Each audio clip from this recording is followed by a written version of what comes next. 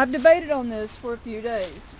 I decided that I would write it, but with my husband being home and my trying to assist him in his endeavors of finding another job, I haven't had a chance. He's leaving back out soon, so the house will once again be quiet. What I feel compelled to do, and have thought long and hard about, is to write about what is going on with me right now. Like I don't do that on a regular basis. The thing is, this time it's a serious topic.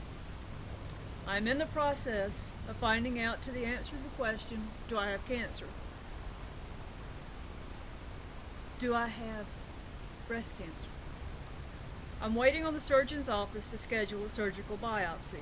Our bad weather this past week threw everything, especially scheduling, behind, which means I wait longer. In the meantime, I ponder the future. In some ways, I regret waiting to go for that first mammogram. After all, I am 50 years old, and they recommend women start having those around 40. I won't go into all the reasons that I waited. They seem unimportant now. The fact of the matter is, I waited, put it off, neglected to take care of something that I should have.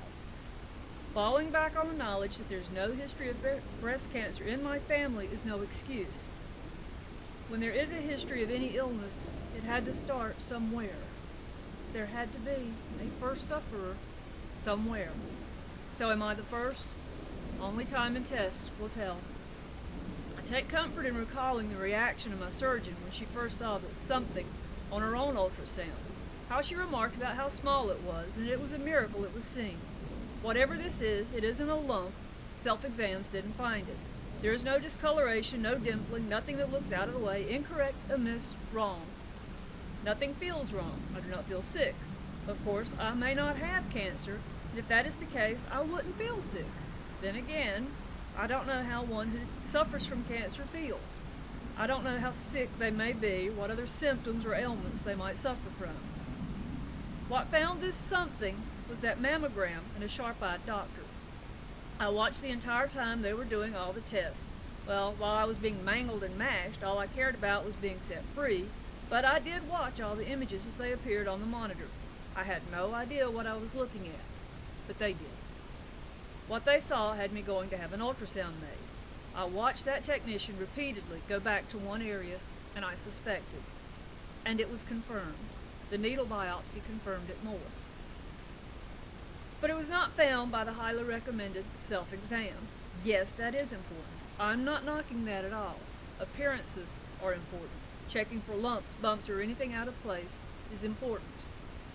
That pain in the body part is something that is even more important. A test that should not be neglected or put off as I did.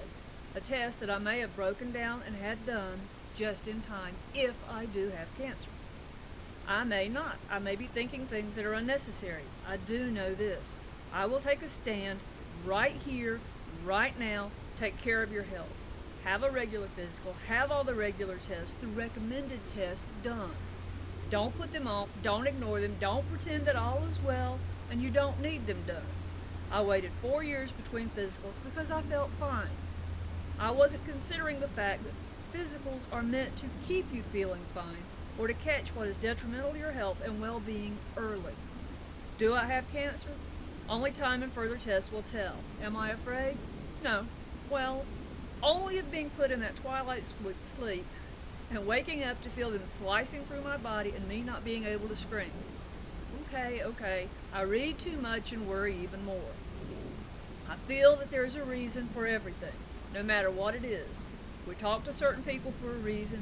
We take a certain path for a reason. We have certain jobs, stop at certain locations for a reason. We may not, in this lifetime, know what that reason is or was, but there is a reason. If I were to hazard a guess, I'd guess that there may be someone out there somewhere that is debating this test. Do it. There may be someone else waiting on further tests as I am. You're not alone. There may be someone who has had cancer confirmed. Again, you are not alone. There are many here and elsewhere that are suffering as well. There is strength in numbers. If you feel alone or afraid, know you are not alone. Speak up. Others will hear your voice and they will be there for you, just as many have rallied around me and my possibilities. Do I have cancer? Does it matter?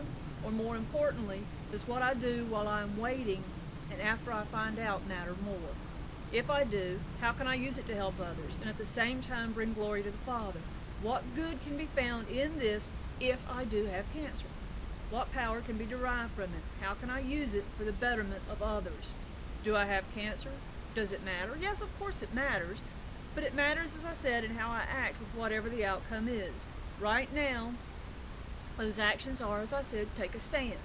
To get up on that soapbox and remind everyone just how important it is to pay attention to your health.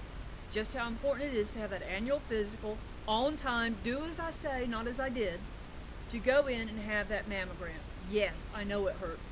Yes, I know that once in that device, they can make you stand in positions that you have sworn were impossible. Does it matter? Just ask the young child that has lost a mother way too soon. Ask an adult child that has lost a mother long before they should have. Ask the person who has lost a sister.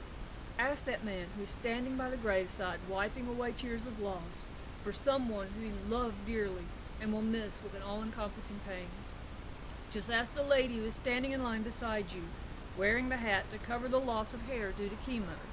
Watch the people who are helping a relative or a friend or even a complete stranger fight a devastating disease. Does it matter? Yes. That is why I say, do the self-exams and remember the yearly mammogram, because it does matter.